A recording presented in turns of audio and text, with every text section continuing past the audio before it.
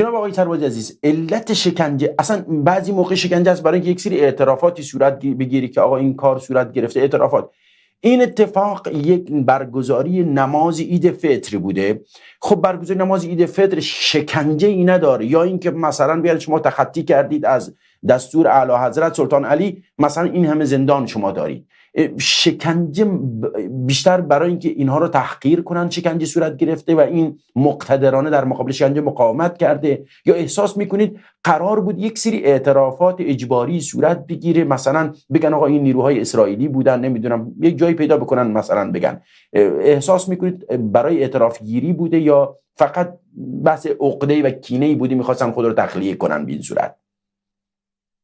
من امیدوارم که در روزهای آتی زوایای بیشتر ماجرا روشن خواهد شد، اما ما میدونیم که زندانبانانی که اونجا هستن اساساً علت بازداشت همه اینها برای اینکه فرد مورد تحقیر، شکنجه و آزار اذیت قرار بگیره تاثیر دارن. یعنی فردی رو بازداشت کردن به خاطر داعیه‌های مذهبی و ما هم الان توجه بفرمایید که روزی که ایشون وفات کردن برای شیعیان که اونها افراد افراطی، من منظورم از مجموعه هاشون، اینها میان در ایامی که به قول خودشون قدیر هست و شما سنی ها و شما به عنوان شما آقای مثلا مولوی رحیمی به عنوان یک عالم سنی که اومدید نماز عید رو چنین و چنان برگزار میکنید، نظرتون در مورد غیر قدیر چه هست؟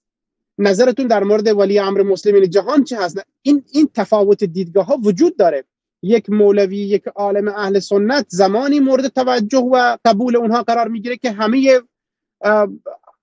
اندیشه ها و باورهای خودش رو کنار بگذاره و قبر پرستی که مثلا اونا میگن یا باورهای آنچنانی که آنها دارند رو مورد پذیرش قرار میده. این ما زندانیان زیادی داشتیم از زندانیان بلوچ که در داخل زندان ها یا در زندانیان کرد اهل سنتی که در داخل زندان ها صرفاً به خاطر اعتقاداتشون شکنجه شدن. من این رو بدون دلیل نمیبینم. یعنی توجه بفرمایید که به خانواده ایشون زنگ زدن و گفتن که بیایید ایشون مریض هست ببریدش به بیمارستان. وقتی که رفتن اونجا متوجه شدن که جنازش رو دارن به ما تحویل میدن، میگن که این جنازش هست. ما مشابه همین داستان رو برای آقای عبدالله دهمرده شاهدیم که فرزند مولوی شمس الدین هستند در شهر زابل.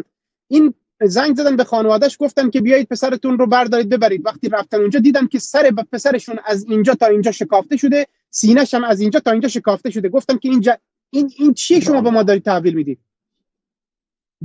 عکساشون رو همین الان سرچ بکنن عزیزان، بنویسن عبدالله دهمرده در داخل یوتیوب تصاویرش میاد.